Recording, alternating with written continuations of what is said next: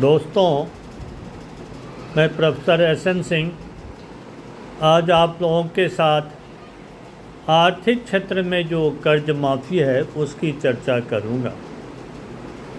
पहले एक ब्लेम लगाया जाता था कि भारत सरकार के द्वारा बड़े उद्योगपतियों के कर्जे को माफ़ कर दिया जाता था, जो एनपीए कर दिया था, नॉन परफॉर्मिंग एसेट कर दिया जाता या राइट ऑफ कर दिया जाता था और कृषि क्षेत्र को नेगलेक्ट किया जाता था।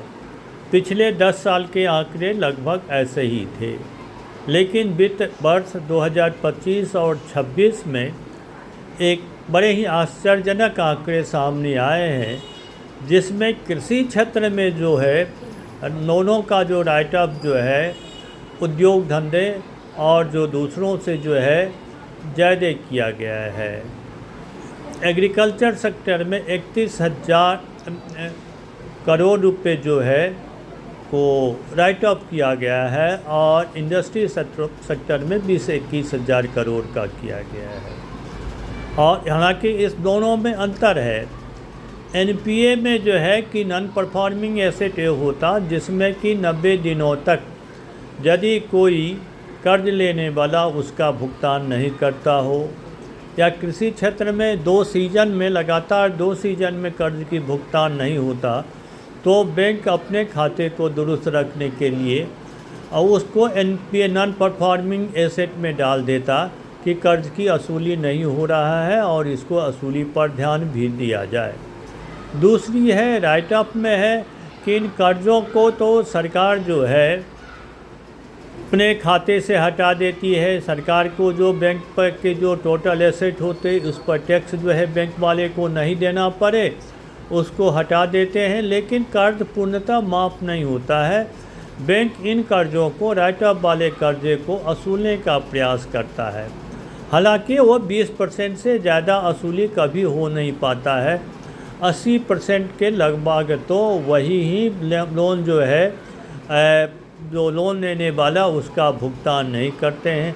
चाहे कोई भी लगावे, चाहे वो उन पर कानूनी कार्रवाई पड़े, दिवालिया वाले कानून लगावे, लेकिन वो कानूनी पेचीदगी इसके बच करके जो है उसका भुगतान नहीं करते हैं। ऐसे कर्ज लेने वाले जो हैं बैंक के अधिकारियों से मिली भगत से या उसको साफ शब्दों में के भ्रष्टाचार से, घूस दे करके, राजनीतिक दबाव से जो है बिना किसी एसेट की परफॉर्मिंग एसेट का अपनी या गारंटर की एसेट को रखे हुए ही वो गलत आंकड़े प्रस्तुत करके मोटी मोटी करोड़ों लोन उठा लेते हैं और बाद में उसका भुगतान नहीं करते हैं। बड़े बड़े उद्योगपतियों के भी ये काम होते हैं। एग्रीकल्चर क्षेत्र में जो ज़्यादा लोग लोन लेने वाले होते हैं वो भी गलत दस्तावेज और कागज़ प्रस्तुत कर करके लोन उठा लेते हैं और बैंकों को चूना लगाते रहते हैं। मोदी जी के आने के बाद ये हुआ कि इन कर्ज वसूली के लिए उन्होंने प्रयास किया और जो बैंकों के द्वारा भी इसको एनपीएस में डालना, राइट ऑफ करने की प्रक्रिया प्रारंभ हुई। लेकिन जो अब बार जो आंकड़े आया है उससे ये है कि कृषि क्षेत्र में भी कर्जदार बहुत हैं और उनको भी सरकार अब लाभ देना शुरू किया है। और कर्ज माफ़ी में खास करके कृषि के क्षेत्र में तो रहता है किसानों को, बड़े किसान बड़े पैसे उठा लेते हैं कि सरकार जो है आज न कल तो कर्ज माफ़ी करेंगे ही और अब उनका कर्ज माफ़ हो जाएगा। नए नए चुनाव होते हैं, न पार्टियों के घोषणा पत्र में आते हैं किसानों का कर्ज माफ़ी होगा और वो कर्ज नहीं देते हैं, इससे भी बढ़ते जाता है। लेकिन इधर सरकार ने इसकी कड़ाई भी किया है और राइट ऑफ वाला प्रपोजल में लाया है, तो आर्थिक क्षेत्र से अब किसी क्षेत्र में भी बैंक के पैसे को लूटने वाले हो गए हैं। और ये बैंक का पैसा नहीं है, टैक्स पेयर का पैसा है। हमारे आपके पैसे को बैंक गलत आदमी को लोन दे देता है, घूस लेकर के, राजनीति के बाद से जैसे भी हो, और जो बाद में जो ये लोग भुगतान नहीं करते हैं, तो ये पब्लिक मनी का ही दुरुपयोग होते रहता है। और बैंक जो एक महत्वपूर्ण जो है कारक है बना हुआ, और बहुत तो भाग जाते हैं। नीरव मोदी, किंगफिशर वाले और चोले वगैरह तो कई जो है देश छोड़ करके ही अरबों खरबों का पीएनबी का, एसबीआई का और लेकर के देश से रफू चक्कर हो गए। अब दूसरे देशों से प्रत्यार्पण करना, उनको देश में लाना भी काफ़ी जटिल का प्रक्रिया होता है। और ये लोग बड़े बड़े राजनेताओं से साठगांठ रखे रहते हैं, तो इनको जो है अपनी राजनीतिक पेट से देश से भागना भी आसान होता है। और वहाँ भी जिस देश में जाते हैं वहाँ राजनीतिक संरक्षण मिल जाता है। जैसे नीरव मोदी और जो किंगफिशर इंग्लैंड में है, तो वहाँ उन्होंने बैंक में बहुत सारे जो है पाउंड जमा कर रखा है, तो वहाँ जो बच जाती है, वहाँ के वकीलों का फीस देते हैं, तो यहाँ उनको नहीं भेजा जाता है। तर्क होता जेल में सुविधाएं नहीं। अरे अपराधियों को जेल में रखने के लिए सुविधा का ध्यान दें कि उनको लाया जाए, तो तरह तरह से बचाव करते हैं। अब सरकार का ये जो प्रयास है, ये सराहनीय प्रयास है, लेकिन इसको जो है यूँ ही नहीं गंवा दें कि जनता के पैसे को बर्बाद नहीं करें। आज ही आया एक समाचार है कि ग्रामीण क्षेत्र पूरे देश में जो पारिवारिक बचत करने वाले लोग होते हैं, उनकी जो बचत में काफ़ी वृद्धि हुई है। और बैंक के पास से अरबों खरबों के जो रुपये आते हैं, ये बचत वाले आते हैं। और इन बचत वालों के पैसे को बैंक जो है यदि अनाप शनाप लोन बांटते रहे, बुरा जान पहचान किए बिना यदि लोन बांट देते हैं, तो ये बचत करने वालों को ही निराशा होती है, हमारी बचत का पैसा मिलेगा नहीं मिलेगा। और कई बार तो छोटे मोटे कंपनियां बैंक ही दिवालिया हो जाते हैं, इन बचत पैसे करने वालों का पैसे का डूब जाता है। ये आर्थिक क्षेत्र में भी जो है बहुत नुकसान होता है। कुछ की तो भरपाई आरबीआई के द्वारा कर दिया जाता है, ज़्यादा लोग निराश हो जाते हैं। बहुत सारे लोग तो यहाँ तक होते हैं आत्महत्या तक कर लेते हैं। घरों में भी जो है उनकी प्रॉब्लम होते, किसानों का हो, बड़े व्यापारियों का हो, तो उनकी स्थिति ऐसे ही हो जाती है। तो इसके लिए यदि दोष दिया जाए तो ये बैंक वाले हैं, लेकिन बैंक वालों पर भी सरकार कार्रवाई नहीं करती है और ढंग से भी कार्रवाई नहीं होती। उनके संपत्ति का हरण नहीं किया जाता, अपना वो सरकार कन्फिस्केट नहीं करती है, जेल की सज़ाएं भी कम होती हैं। तो इसमें कहीं न कहीं ये मिलीगत राजनीति की और बैंक का लोन देने वालों का कारण बने बड़े पूंजीपति और व्यापारी होते हैं, जो ये पॉलिटिशियन को चंदे भी देने वाले में होते हैं, लाखों करोड़ों रुपए वो चंदे भी देते हैं। तो इन चंदों के प्रभाव से भी जो अपनी राजनीतिक पकड़ से भी वो बढ़ जाते हैं। और कुछ बड़े कंपनियां तो पैसे किसी और काम कर लेते हैं, पैसे दूसरे काम में डाइवर्ट कर देते हैं, विदेश भेज देते हैं। अब मान लिया किसी ने इस्पात का उद्योग लगाने के लिए पैसा किया, उस पैसे को उसने हाउसिंग सेक्टर में डाल दिया।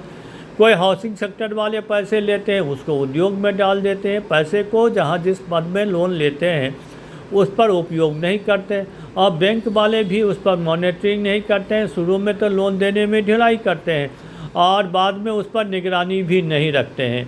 कोई गरीब किसान लोन लेता है, कोई हाउसिंग लोन रखता है, तो ये बैंक के गुंडे उनके घर पहुंच जाते हैं, वसूली के लिए देखते भी रहते हैं।